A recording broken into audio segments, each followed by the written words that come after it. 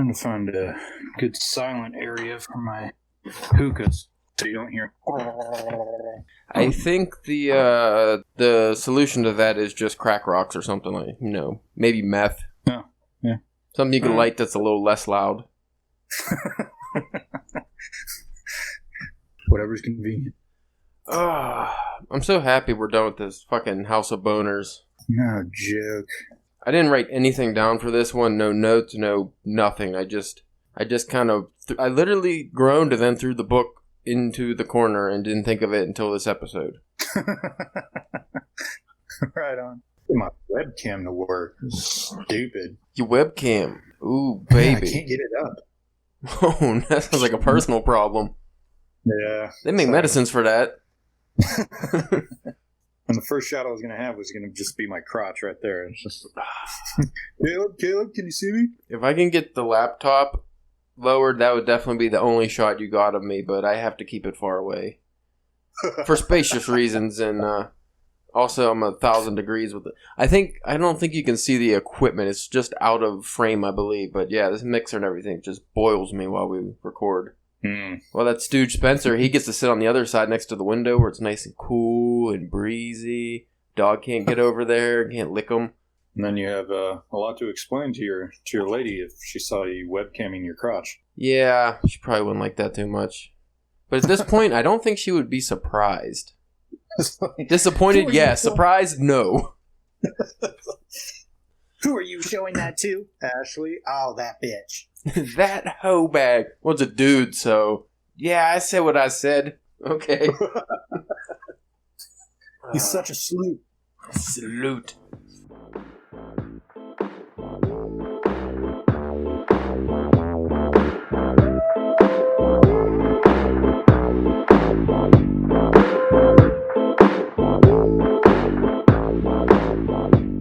Hey there, party people. This is the Drunken Pen Writing Podcast. I'm your host, Caleb James.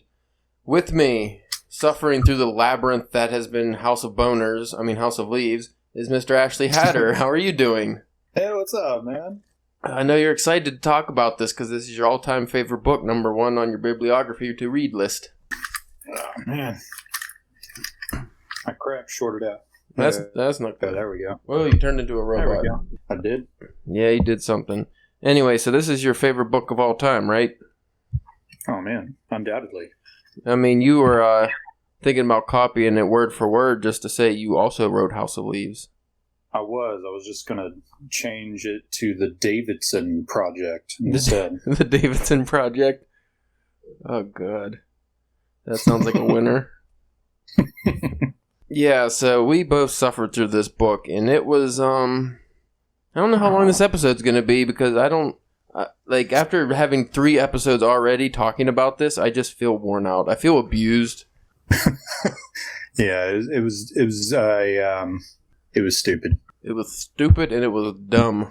Like, the bad far outshadows the good. Yeah, I noticed that. I don't know where we even left off. I didn't re-listen to the last episode. Like I said, I don't remember if I told you this off air or pre-recording, but I read the book. When I finally finished it, I threw it in the corner. I cried a little, not because of I was happy that I finished it or because it was so moving. I just cried because I was like, oh, thank God this is done. It was just tears of joy. I don't have to suffer through this anymore. It's like that scene in Gladiator when he's finally free and it's just the end, and you're like, oh, he gets to go see his family, and you made it through this hell, Caleb. Congratulations. Yes. See, I read most of this book in my bed, so it was a literal weight lifted off my chest when I finished it. Nice. Nice. Also, I was very unsatisfied. There were a couple good parts at the end of this, and then Daniel Lusky was just like, how can I really just shit on the reader, though? Like, how can I make them have a more terrible experience? First thing he did, he explains Will Navison's what you thought he was going to die or whatever, but then he doesn't die. He's all fucked up. But the most groan-inducing scene in the book for me was when Karen decides to be heroic and go completely against her whole character up to this point and just walks into the place she fears most, the dark, claustrophobic, whatever, and she magically saves him somehow. That was really stupid. Yeah, that was. I don't know your opinions on the what was that, the Force Awakens Star Wars thing. Like, I hated it. I actually fell asleep in the theaters because the main, I don't even know her name. What's the main Jedi girl? Daisy, or is that a real name? Ray, I think her name on the thing's Ray, right? Something like that. I saw that movie once, and I didn't watch any of the other ones. Yeah, I was in the like Dolby surround sound theater, and everything's shaking, and I was just like, well, I'm going to take a nap real quick. And, but yeah, I was totally uninterested in the movie because she was such a Mary Sue, and all of a sudden she can like speak droid and fly the Millennium Falcon without. I was like, what? You've lived in the desert all your life. You should be neurotic, not hyper skilled. Yeah, like Luke Skywalker was a whiny little bitch for the whole, I think the whole run of Star Wars. So he was a desert dweller. So I think she should have been kind of a whiny little bitch, or maybe had some kind of character arc, not just I'm a badass now, and then that's just how it goes. Yeah, and I got the feeling with Karen Green on this, it's like she's a whiny bitch the entire time and just saluting it up, and then she saves everything. I was like, really? She was by far the worst character in fiction that I've read in a long time. Because usually if it's a bad character, you understand they're supposed to be bad, so you dislike them, but it's for a reason. This character just sucked.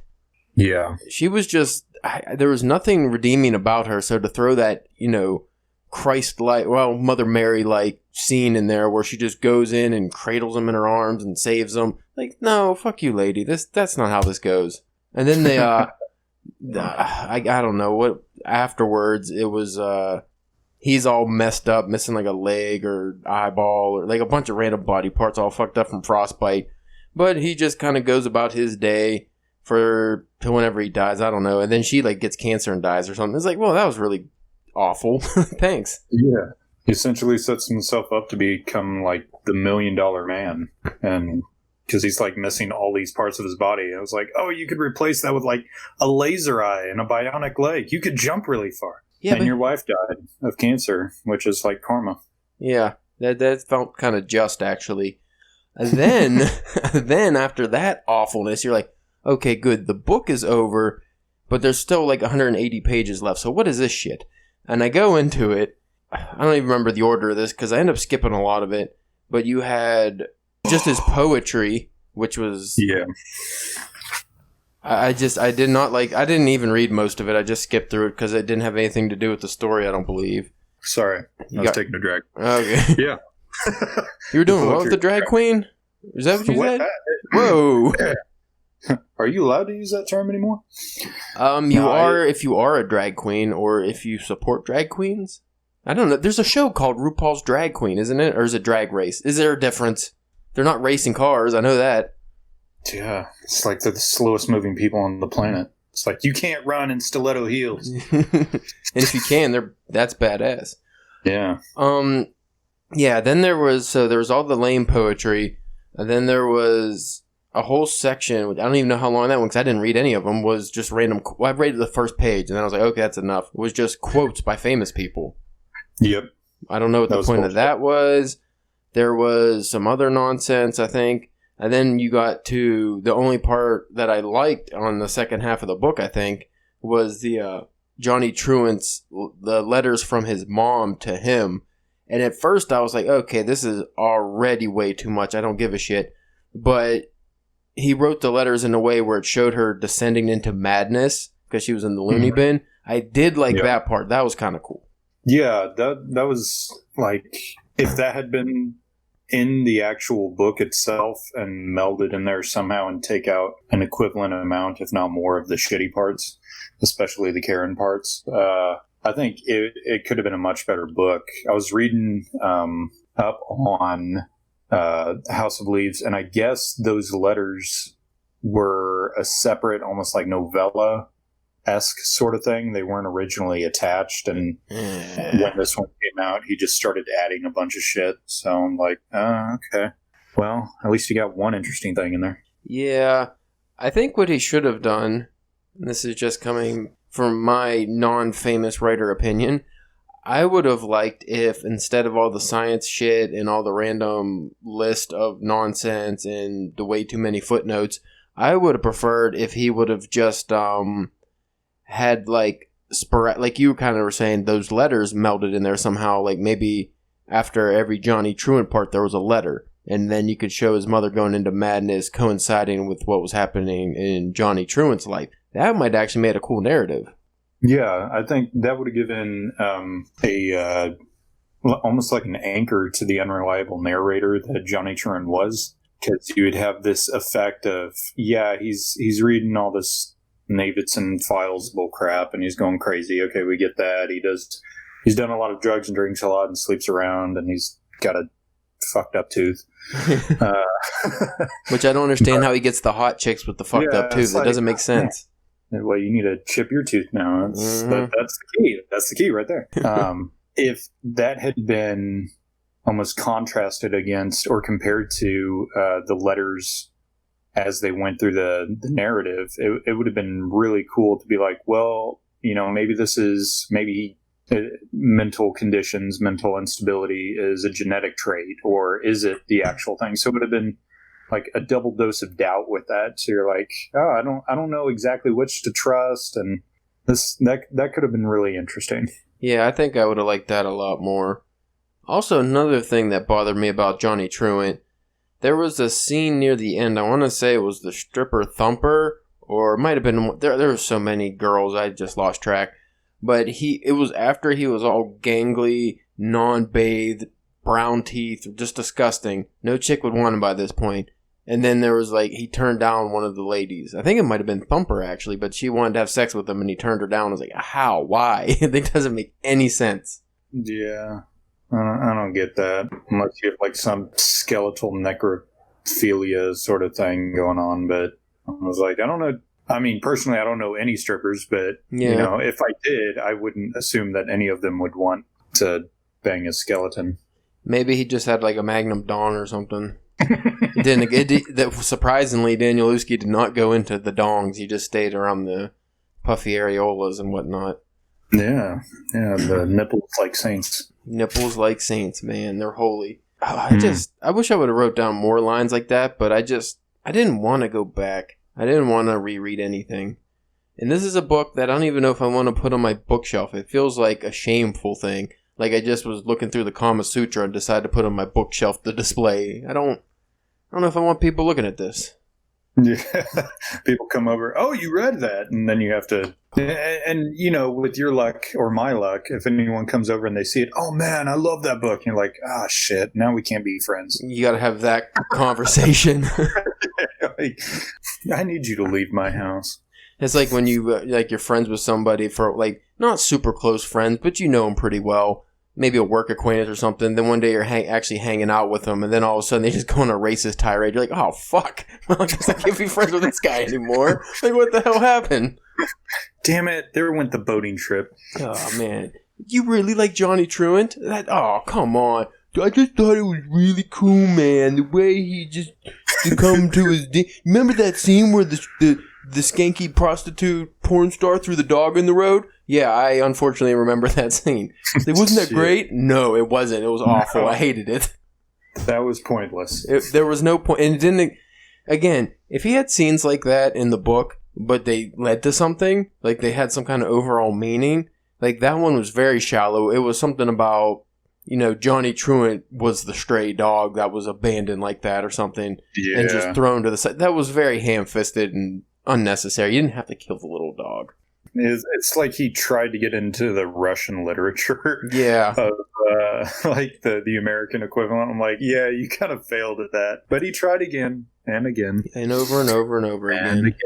Also, that scene was really stupid because they tried to do some kind of foreboding where Johnny Truant was very nervous about this lady taking the dog, and you could immediately you're like, oh, she's going to obviously kill this dog, and I guessed exactly how she was going to kill the dog, and I was like, well, that was not a surprise, but it was very stupid, and I feel like a worse person for reading this. So thanks a lot, Danielewski. You dick.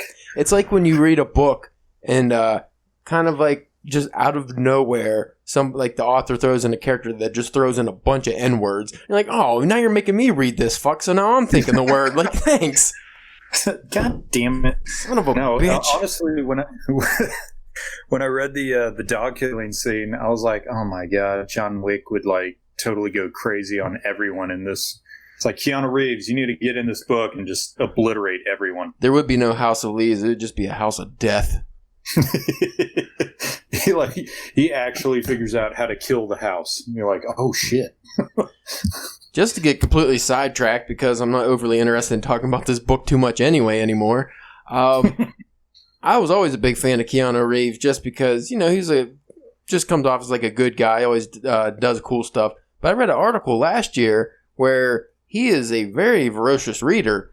He could recite things like Proust and stuff like that to you. It's like, wow, that just makes me like you more. I don't know why. Then the John Wick movies came out and he's just shooting everybody. I'm like, this is the kind of movie I can get behind.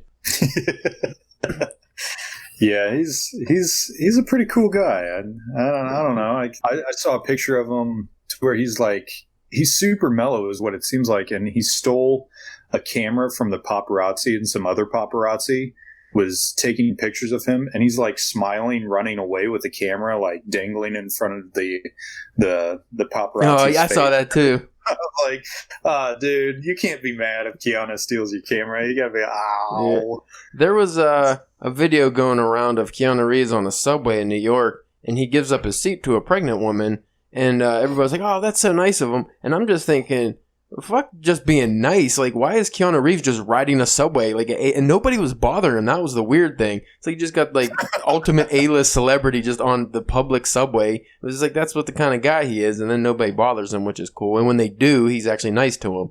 So, yeah. Needless to say, I'm going to try to get him on the podcast soon. See how that goes. There you go. Yeah.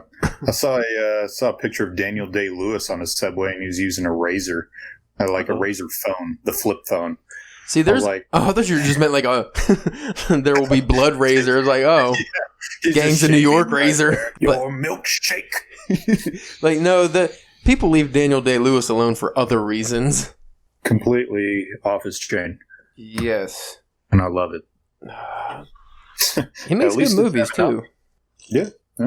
All right, so what's your takeaway from this fucking book? Is there let's try to be a little optimistic here. What positives did you take away from this book? Positives, I'm just going to have to go back on things we touched on before. His use of atmosphere when he actually applies it is superb.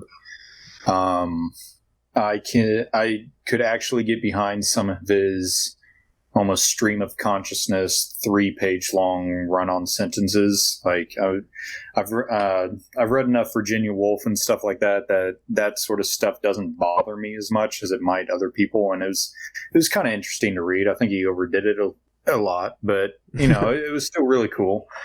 And the entire voyage into the staircase or down the staircase and in the house was really. I felt like that was the story. That was the book. You could have literally cut out all the Johnny Truant parts and just had the Navidson Project by itself, and it still would have been probably even more thought-provoking than adding in the Johnny Truant parts. I felt like if this were separated into 3 different books, to where you had the Navidson Project, then you had Johnny Truant, and then you had like the letters of Johnny Truant's mom, or even just 2 books where the letters are mixed into Johnny Truant as he's investigating it, that would have made more sense and probably been a lot more readable. But what he did right was really well done. He just unfortunately hit a lot of foul balls. Yeah.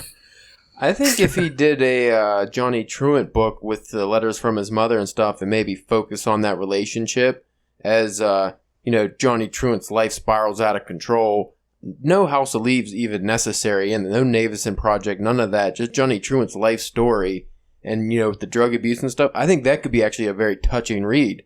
And then obviously the Navidson Project would have been amazing if that was just a story on its own, focused on the house. You can still do the narration as in people telling it, kind of. It's just almost like Carrie, like Stephen King, where you had the parts about the telekinesis and newspapers and stuff. Yeah. You can do that. Obviously, it could be done very well.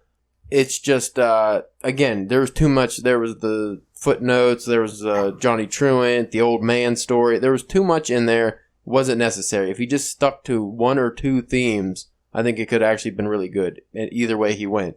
Yeah, I think, you're totally right with that. I think he was probably a little too ambitious with this. Yeah, I heard he kind of gave publishers and editors hell over touching his manuscript. He wanted to be the only one to do it. So I think probably pride was involved in that. Ego. Yeah. I couldn't tell if this guy has a really big ego or not. But, if he got that under control, I'm pretty sure he could churn out some pretty decent books. I think that you also have to be in a particular mindset, as we touched on in the past, to really appreciate this book for what it is. Like, a good way I think I can explain it is I tried to watch, it was a couple weeks ago, I think it was Eraserhead by David Lynch. It might have been his first really weird movie. And I think that, well, I mean, all his movies are weird, but I think that was like his first one that made him famous, at least. I never saw it up to this point. I like David Lynch to a degree, but I tried watching it, and I was kind of tired. I might have been drinking a little or something. I clearly wasn't in the mind state to enjoy that movie, so I only made it like 20 minutes in. I just had to turn it off. That's how I kind of feel about this book. If you're not geared to read the weirdness and all the other shit, I don't think you would enjoy it. Like, no matter how you went into it, I just don't think you would enjoy it very much. But if you went into it, like you said, maybe when you were in high school or something. You don't have a lot of life experience. You don't realize how ridiculous the events like of Johnny Truant's life are for any young man to live through. Like how implausible a night at the bar where some weird shit happens. Okay, if you're a regular at a bar all the time, you're young, you do drugs and stuff. Yeah, you're gonna have some weird stories, but you're not gonna have this guy's stories. Like that just is not gonna happen. Nobody lives unless you're like Hunter S. Thompson. You're not going through that kind of life. Yeah, it's like he read Hunter S. Thompson's biography or autobiography or whatever and just was like, you know what? I need to step this up. If Hunter S. Thompson was in my book, he'd do even crazier shit. And he'd have brown teeth. I was like, I don't think you can't really out crazy Hunter S. Thompson. Well, the main thing here is Hunter S. Thompson didn't brag about the stuff he did. That was just how he lived. Yeah. So he's shooting guns at neighbors and doing every kind of drug in the book. He's just, like, when he was, like, Fear and Loathing, that's just him telling the story in an entertaining way. Like, the Johnny Truant thing almost feels like, oh, yeah, banged another hot chick. Like, nobody likes that guy that does that. The fucking high school or college douchebag that always tells you about every chick he's ever been with, and every chick's a 10, and even though they're probably, solid 2s, and there's only one of them, and it's also his right hand, but still. It's like nobody likes that guy.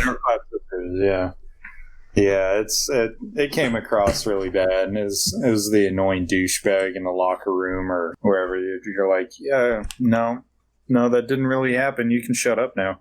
Ooh, there was one part of the letters that really pissed me off. It was the part where, because she was going crazy, I'm assuming she was schizophrenic too or something, because she thought everybody was reading the letters. So she wrote a whole other letter in code where you had to read the first letter of each word, and then that would make up. And like I got partially through it, and it was just too much. Yeah, it's like the rest of House of Leaves started bleeding into that. Mm-hmm. I was like, I mean, you can effectively create the sense of paranoia, and like you feel like you're being watched, without having to go to such dramatic degrees. Yeah, that. And then, like with the formatting stuff, it worked when. Hey, what are you doing? Puppy dog. Smacking my mic. Move your tail, buddy. No, don't touch all the electronics. Bite it. Anyway, the formatting I felt did work. Like when Will Navison. He finally gets to the point where he's just falling endlessly, and then the pages are turning and flipping and doing all this stuff. I felt the formatting worked there, but at the same time, there was a lot of parts where it just wasn't necessary. Yeah, it's I don't know if I actually verbalized it. Like with the when their original foray into the hallways and they all get separated and the doors are shutting. through the corridor, I felt like the formatting really added something to that. If I start slurring my words, I'm sorry. I'm on like my fourth glass of bourbon. That's fine. That's how half these podcasts turn out anyway. But I felt when he did do the formatting correctly, it really added something. But there were too many times when he's messing with it. It just seems like he's experimenting, and he's like, "Oh, well, that's kind of cool. People should get that." It's like, well, maybe you have too much trust in your readers, or your head's too far up your ass. I'll assume you trust that readers are more intelligent than they are. Well, we'll go with the positive on this one. But especially seeing as how, as far as I know, no popular book has been formatted in such a way before this. So readers going into it never having seen anything like this, how you expect them to put two and two together necessarily? Yeah, and the only thing I can think that would come even close would be E.E. Cummings' poetry, but that's not even. I mean, he messed with kind of staggered lines and lack of punctuation, but I'm like, he didn't write backwards and upside down and one word per page. Didn't throw in random Italian, Spanish, or French. Yeah, or Latin. Like, oh, thank God I took Latin, never, so I can read all of this and appreciate it. Ooh, there is one thing about those letters that did kind of bother me. Johnny Truant's mother came off as a fucking genius the way she was writing. She didn't just seem like just a normal mother, and I don't remember if it went into any of her backstory, but she was, she was throwing in a lot of like Nordic words, I think, and Greek and Spanish and just all kinds of things. Like, how does this lady know all this stuff? To me, when I read those, that's what kind of reinforced the paranoia to me, because at least in some of the books that I've read, a few Kafka stories and stuff like that, like at the penal colony, one of his stories, the paranoid people become really obsessive about things. And so it kind of made sense to me that if she's becoming more paranoid and she's lapsing into, kind of falling into madness, that she would obsess maybe over languages, over codes, over all these things. And so that kind of, I was like, oh, that's a nifty little tidbit right there. That's something at least I appreciated. Well, I definitely got that when it was clear she was going mad. It was more just at the beginning, too, before she was really doting on him so much, or even depending on his letters. She was, throwing in random, like when he was a little boy, she was throwing in random, like Nordic or Greek or Finnish or whatever she was doing. And then she was like, oh, you'll have to look that one up. And I was like, again, if she's in the nut house, though, is this kind of information available to her? Because I don't know. This is pre-internet, popularity. Yeah. So I'm thinking, me who actually likes to read on about languages and stuff, I couldn't just start doing that off the top of my head. So there was definitely some kind of studying up on her part. There would have to be. But then again, maybe she did have a library in the nut house or something. I don't know. I mean, that would make sense. Yeah, way to just shit all over my theory. I was feeling pretty good about that, and then you just come along and you're like, no, Ashley. Hey, maybe she was like a polyglot or something. I don't know. Don't know anything about this lady. You say polygon?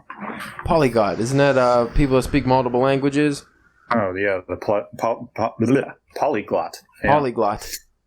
You speak like... I watched a video the other day. It was two guys, and they were talking to each other, and he was like, hey, do you know this language? And they would just immediately go into another languages, and between both of them, they both knew at least 21 languages fluently. And I was like, how?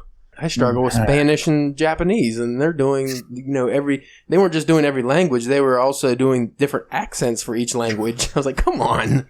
Now you're just showing off. I struggle with English, so.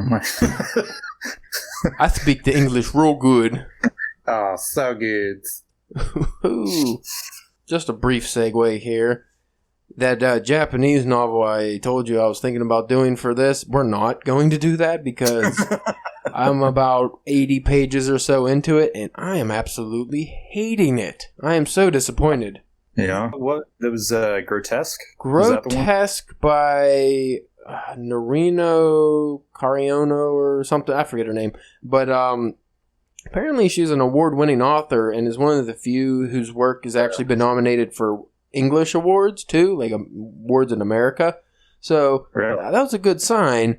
But I can tell the translation was so botched in this because it's supposed to be kind of like a crime noir, but it's not supposed to really read like one. I guess it's supposed to be more literary, which got me really excited because like that's right up my alley.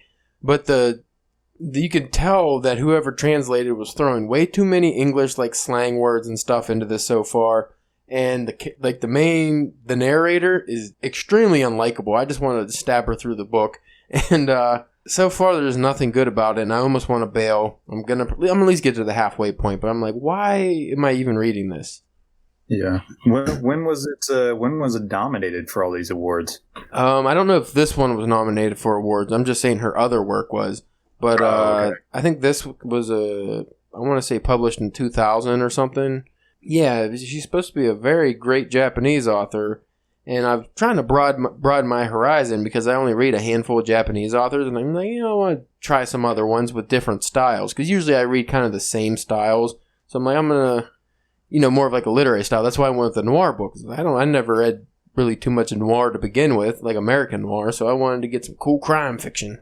Heck yeah, Dick Tracy. Dick Tracy. I should have read Dick Tracy. I probably would have enjoyed that more.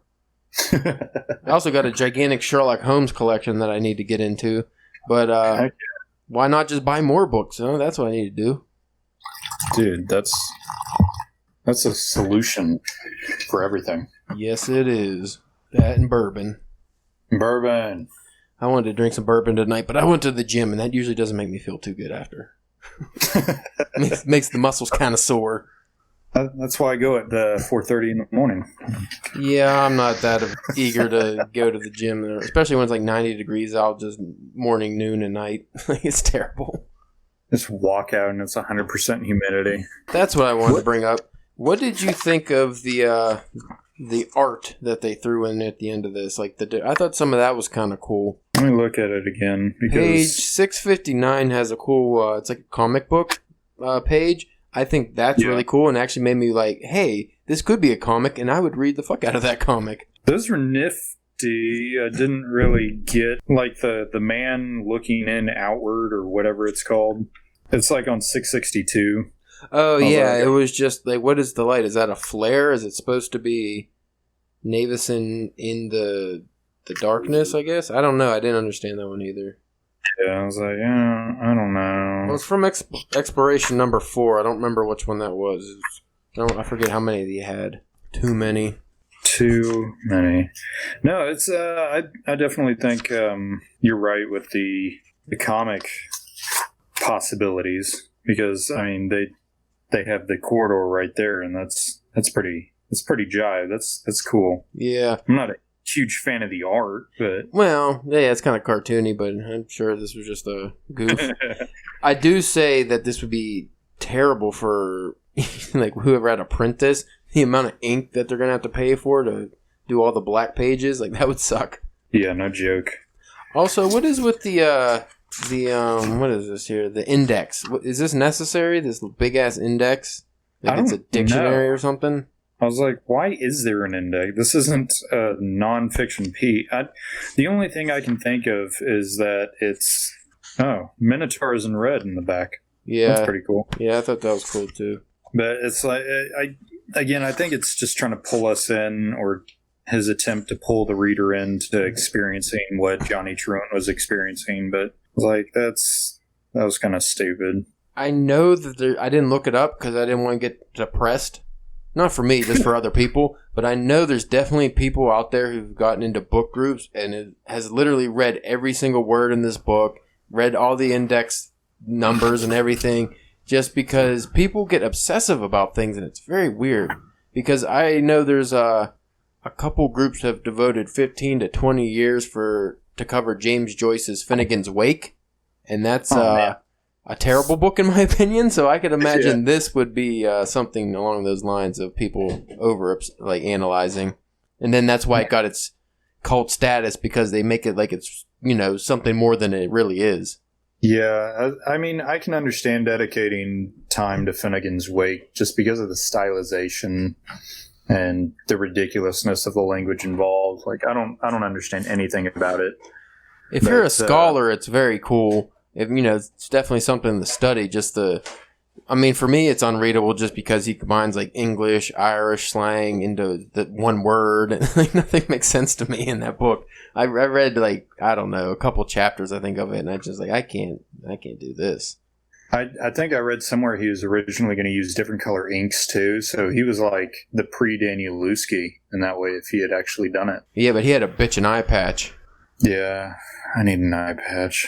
That'd make my writing cooler. You can have one. There's nobody stopping you. I feel like you need to have an eye, taken out. Otherwise, you're appropriating eye patch culture. Shit, you're right.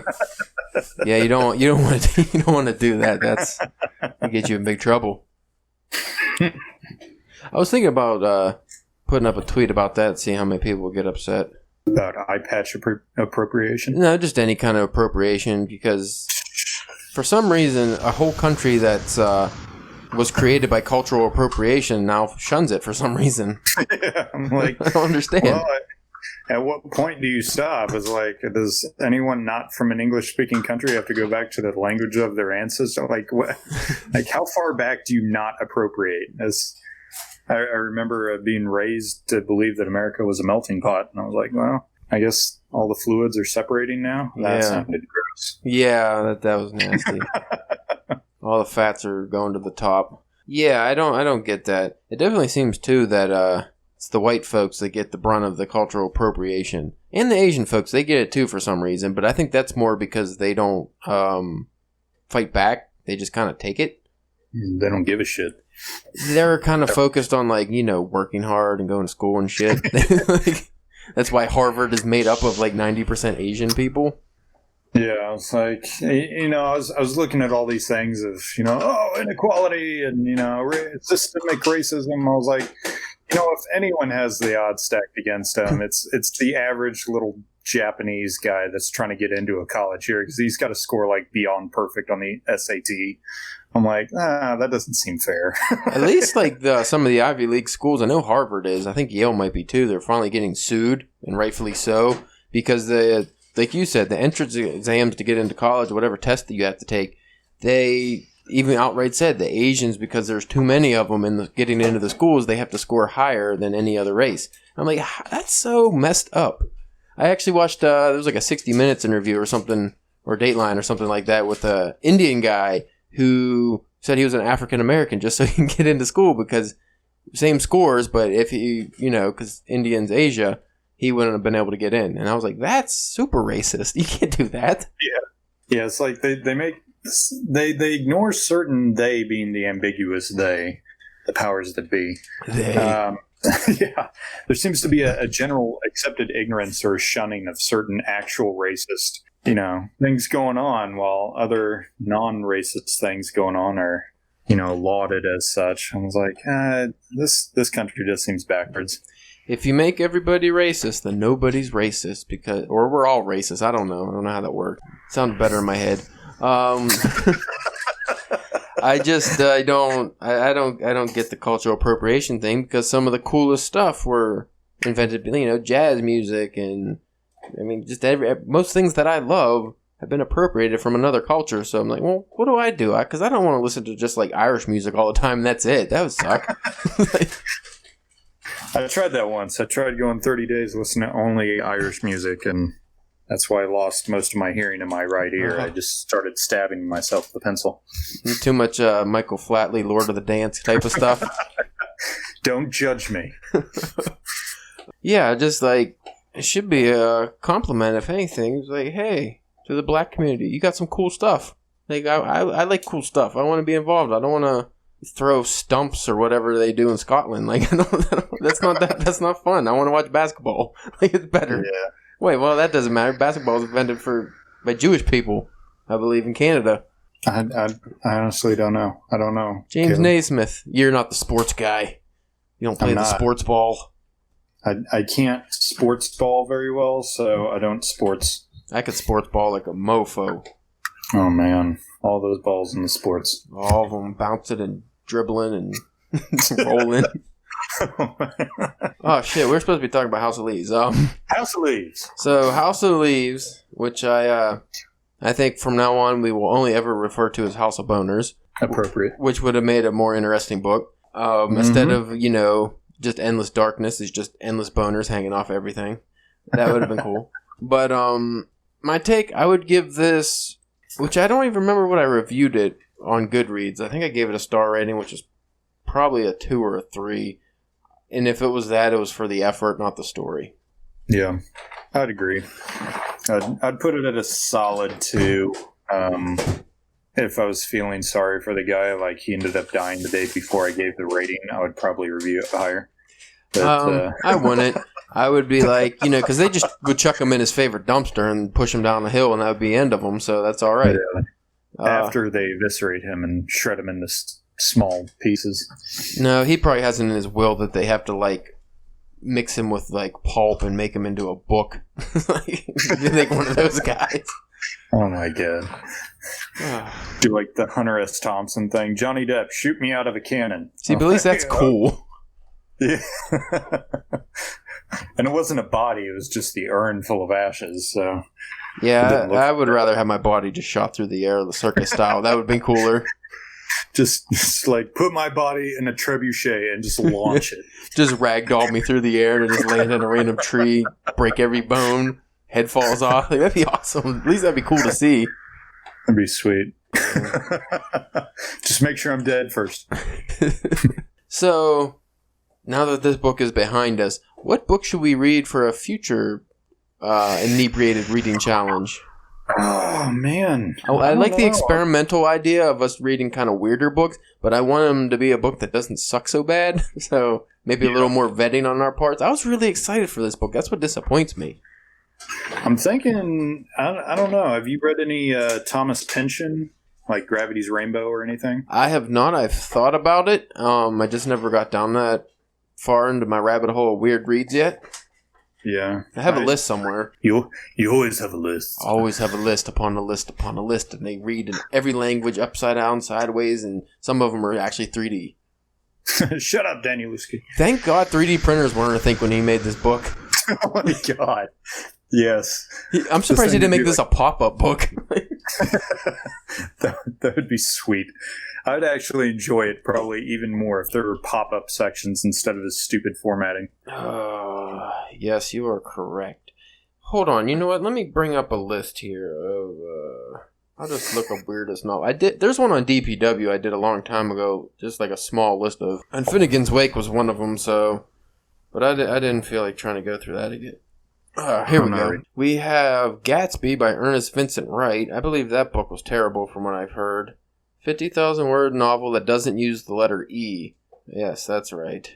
Doesn't use the letter E. I don't know how I feel about that one. Alphabetical Africa by Walter Abish. I've heard mixed things about that. Yeah, the first chapter only uses words that begin with the letter A. Can you guess where this is going? Chapter 2 contains A and B words. Oh, good night. I'm not doing that. The Voynich manuscript, which is just made up gibberish. That's not a real thing. That would be so cool if it was, but I feel like that's just a really high-end hoax, like that was perpetrated by some medieval guy a long time ago.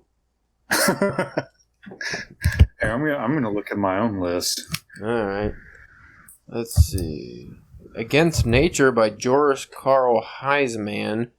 A man entrusts his tortoise shell with jewels, causing the poor tortoise to die. And that's the closest to a plot summary you give. Okay, that's a no. That's depressing. Dancing Lessons for the Advanced in Age by Bohumio Harabo. I can't even say that guy's name. What was that? Bohumio Harabo. I feel like you have to say that in a weird... Hrabal. How would you pronounce that? Mark. An old man wanders up to some sunbathing women, as you do, and just starts yammering on about his life and his adventures as a shoemaker and his romantic concepts. What are you crinkling? Oh my god. That is pretty crinkly. It's so crinkly. So much crinkle. What did you do to it? Almonds. Why do you have to crinkle the almonds? Are you rubbing them? No, because I needed slithered almonds. They only have sliced almonds. She's milking the almonds. She needs her almond milk. They have tiny udders. Holy God, that's loud. Right? I'm not. She doesn't. She never puts on the headphones, so she never gets to experience how loud everything is in here. It's When not that loud. it sounds like a tsunami. Oh my gosh, it is so loud. It's like really loud. One day, I just want to. Like, I need to get Spencer to do a podcast here with like a guest, and I'm not involved, so I could just go in the other room and just play, like just fuck with him. Oh yeah, Because he never gets the he never works the computer, so he doesn't get to see how frustrating it is when the random noise goes off. Smack my tit, yeah. You like that? Yeah, every book on that list was terrible, so you can go ahead and pick one. Well, you picked this one, though, and I don't know if I trust your picking now. This was totally you. This was not me. You read this before, though, and you said, yeah, that would be great. You know what? Just turn it on me. There's one by William Gaddis called J.R. I guess it's 750 plus pages of pure dialogue with no indication of who is speaking. That sounds awful. It doesn't sound like that would be fun to cover. But it's experimental. I don't know. Finnegan's Wake, of course. We could do this. We could do Faulkner. I was thinking that. Yeah, that's exactly what I was thinking. I've been on the top of my list to read for the last year now, and I keep turning myself off of it because of the stream of consciousness and everything else. I'm just like, I got to be in the right mindset for that, but I'm totally down to do that one. Oh, man. Does that turn you on? It does. Nasty Faulkner.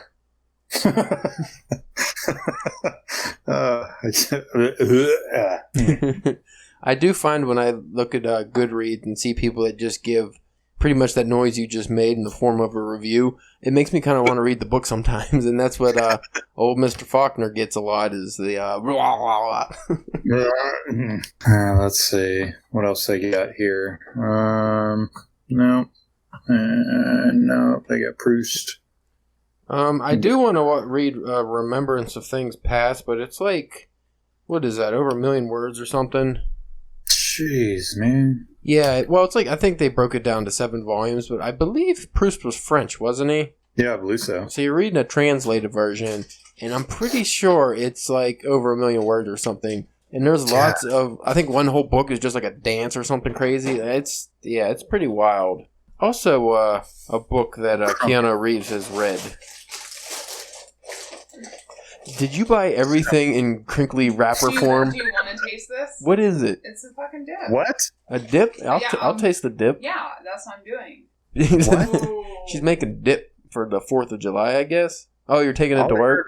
I want to taste this. That sounded really... I was like... I'm going to taste it. Are you going to feed it to me? I'll apologize for yelling at me for crinkling. I'm sorry that I yelled at you for crinkling during my podcast. Listened to by millions, by the way. Millions. You don't know. You've never seen the stats. We could do... The fans love when I chew into the mic, by the way. As I'm sure Ashley does. I love it. We could do William S. Burroughs. We could do like The Naked Lunch or something like that. We could. Well, let's see what's on... let me check my list here. Here's just my to-read list. This isn't my crazy list. That was delicious. I got The Winter of Our Discontent. One of the few Steinbeck books I have not read. I got Travels with Charlie in Search of America. That's more of a...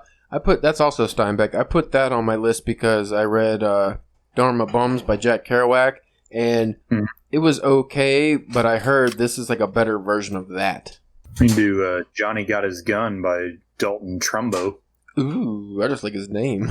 Trumbo.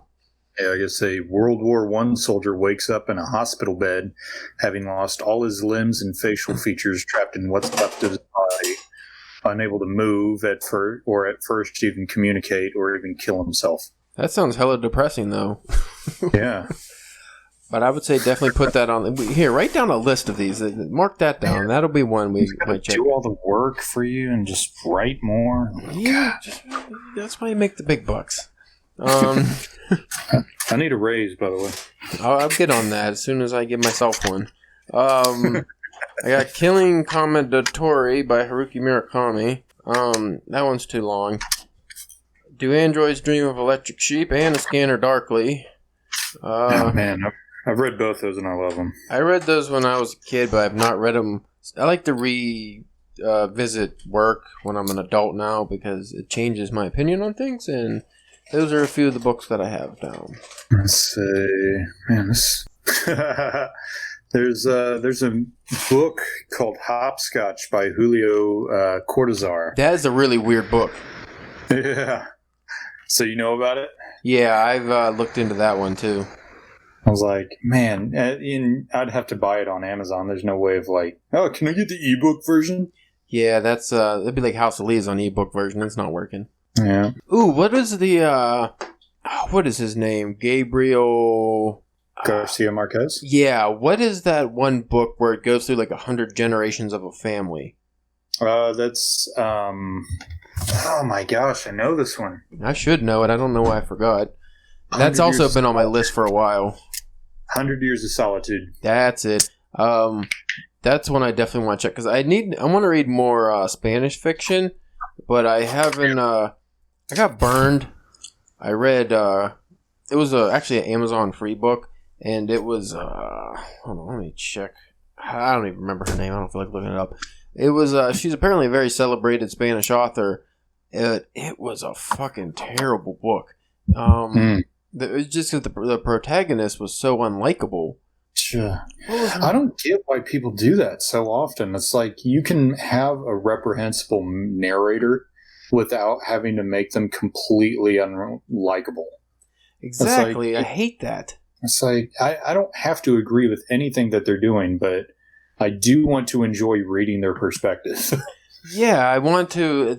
You at least want to be able to relate to them or something, but this one, yeah. I had nothing. You know what? I think I did a book review a long time ago on it, so let me look that up. This might be a Mexican author. I'd have to look into it just based on his name. Roberto Bolaño. He's Italian, I think. Oh, is he? I believe so. I know the book takes place in Mexico, 2666. I mean, he might not be, but that definitely sounds more like an Italian name to me. But he could be Spaniard. Yeah, it's got the tilde above the N. So. It's like really long. It's got some difficult subject matter, like methodical rapes of hundreds of women and all that, and knowledge that it's actually based on true events. You're like, oh my god. Ooh, that sounds kind of nightmarish. Yeah.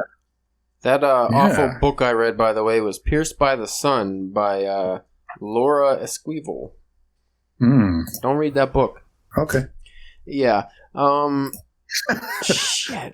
I mean, I really do like here's the thing, though. We also got to pick a book that our listeners are going to want to hear us talk about. So that's true. As much as I want to read Faulkner, I don't know if that's going to go over well because...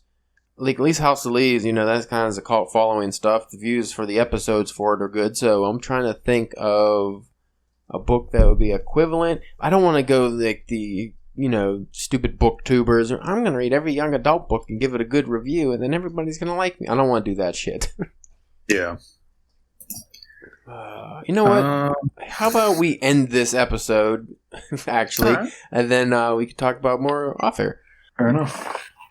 Folks who love the Drunken Pen Writing podcast and have been so enthralled by our talk of House of Boners, I just wanted you to know that you don't have to read it because we did for you. It is not that good. If you would like to complain about our review of House of Boners, you can do so by hitting us up at drunkenpenwriting.com. Hit us up on Twitter at drunkpenwriting. Or you can go on Facebook and you can complain all you want on the paragraphs, and I might even eventually read it this year. And and you can even maybe go on Goodreads and there might be a shell of a ghost of somebody on there. And then you can definitely give us all the wonderful fan mail too. We appreciate that as well. You folks have a wonderful night. See you later.